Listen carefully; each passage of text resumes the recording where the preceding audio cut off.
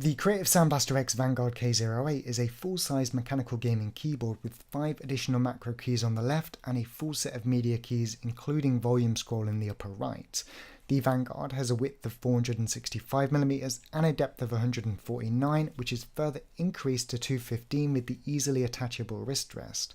No, it's not your traditional pray you don't break it whilst clipping it in rest either. You just push it toward the keyboard whilst it's flat on your desk to lock it into place, and then simply lift the keyboard afterwards to release it. Now those additional keys do mean the keyboard is on the larger side, and in future I'd of course like to see a more compact design. Not so much TKL, but definitely one that combines the number pad with the arrow keys for competitive players. But with that said, they've made the outer shell as compact as possible, and with the feet propped up you'll have no issue with clearance to hover over most monitor stands when placing at an angle if space is a concern at events. Now the K08 features Omron switches which are similar in feel to that of the Roma G variant from Logitech keyboards, but here the abbreviation stands for Perceive, React and Execute switches that operate at 1000 Hz polling rate through its 2-meter cable, splitting off to 2, one of which is for the USB pass-through. Now talking about keyboard switches in general, there are 2 points to a switch that will influence our ability to move effectively in game. Firstly, their initial actuation point, and then secondly, the distance after that to bottoming out. This is because as FPS players, it's almost certain that we'll bottom out on movement keys regardless of their actuation point. So whilst decreasing the initial actuation point is obviously beneficial for our immediate reaction times, it's also equally important the distance after that does not increase for gaming, which I like to refer to as the dead zone, and will continue as that in this video. This is because the point after actuation to bottoming out can impact our ability to do micro movements, i.e. small strafe adjustments in Counter-Strike. Of course we're talking near irrelevant numbers here when you consider the bounce back, but if a 0.5mm decrease in actuation is gaming orientated, surely due care should also be taken for the latter as you wait for the key to bounce back up to its reset point, bringing you to a stop. It also causes null movement, where holding opposing strafe keys down will not cause a directional change in the majority of FPS games until you hit the reset point of the first. In fact, in most cases you'll just stand still, hence the term null movement, and why some players have opted to use scripts that will start moving you immediately on hitting the second. Now reining it back into the K08, this Omron PRES switch is designed, when compared to let's say traditional cherry red or brown switches, to have a shorter initial actuation point of 1.5/2 to lead to those increased reaction times, but they also reduce the total switch height by the same amount to 3.5 from 4, ensuring that dead zone stays at 2mm both down and up respectively, keeping it nice to type on and retaining the deep mechanical switch feel that you've come to expect.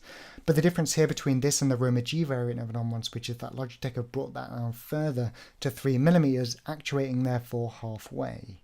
Now Cherry's new speed switch though, for example, which is supposed to be aimed at gamers, whilst it does actuate slightly faster at 1.2, it bottoms out at 3.4, therefore increasing the dead zone from 2 to 2.2mm down and up. And this is a switch type I've therefore avoided out of principle, however irrelevant you might find those numbers to be. Now the Vanguard also features a 26 key rollover, which is more than enough to prevent the dreaded beep and inability to execute multiple actions, plus it comes with the standard ability to quickly disable the Windows key in game, and a pretty awesome toggle SPX effects button for use when a compatible Sound Blaster card is installed to the system. Finally, there's obviously the 26.8 million colour RGB lighting, which actually looks pretty awesome to be honest. It's one of the better implementation with its white back plate, uniform lighting, smooth transitions between the colours.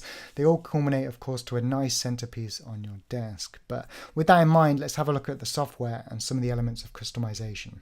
So when receiving the K08, make sure you head over to creative.com, install Sound Blaster Connect, then head over to the settings cog, go to device and just update the firmware. Also, the general tab and do the same for the software because there were some things added since launch, such as macros, so you don't want to run into any issues that have already been ironed out. But this single application will unify both the Vanguard and the Siege mouse into one app so you don't have to mess around with multiple software.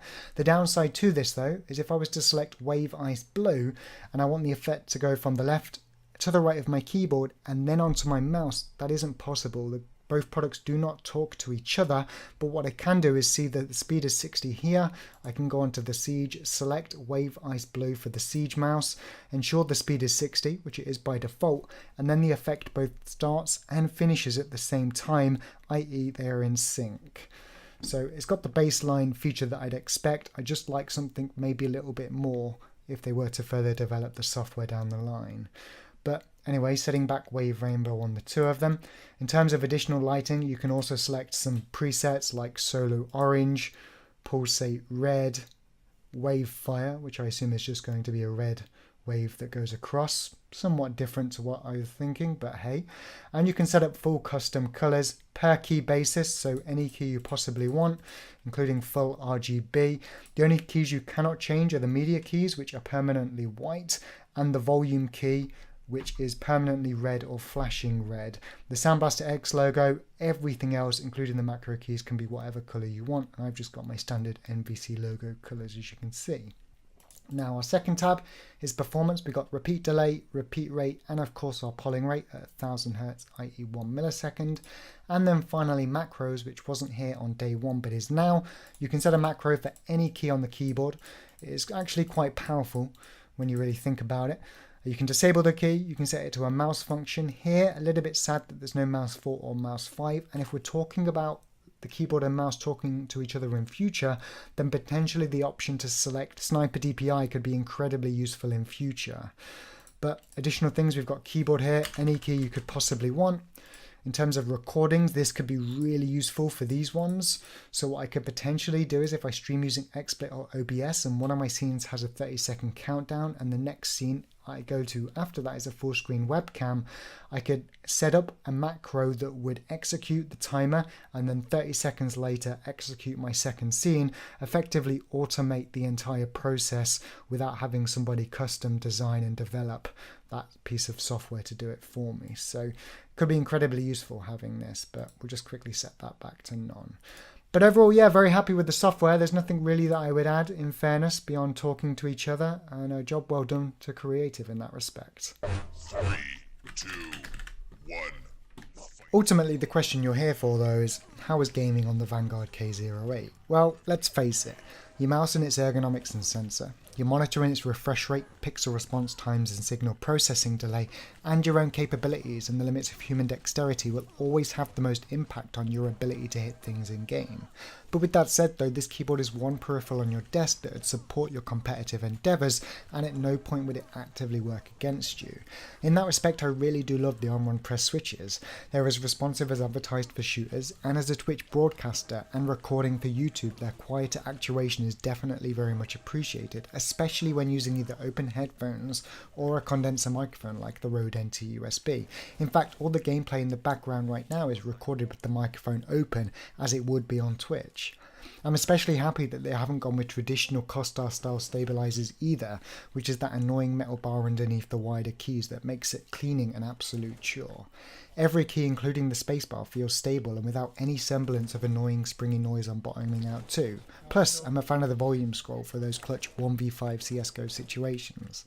Now in a future iteration, I'd of course like to see them match the key height to that of Romagy at 3mm, Omron's other variant, but whether that'd make an absolute difference to their performance is really hard to say without extensive testing. I'm just happy they've not increased that area, making it a solid recommendation in my eyes. In all, if you're in the market for a full-size keyboard and are looking for additional macro keys and functionality, this is definitely one to consider. Some people might describe Omron switches as being somewhat like Marmite or Vegemite, in other words a love-hate relationship, but there's no doubt this is a definite step in the right direction and the start and hope of great things to come between both Creative and Omron. I mean, I'm a fan at least. But if you've enjoyed the video, make sure to subscribe and give it a thumbs up. I stream every day on Twitch from 6 PM, so make sure to stop by and get involved in the live discussion. But for now, take care, keep gaming, check it out at creative.com, and I'll catch you next time.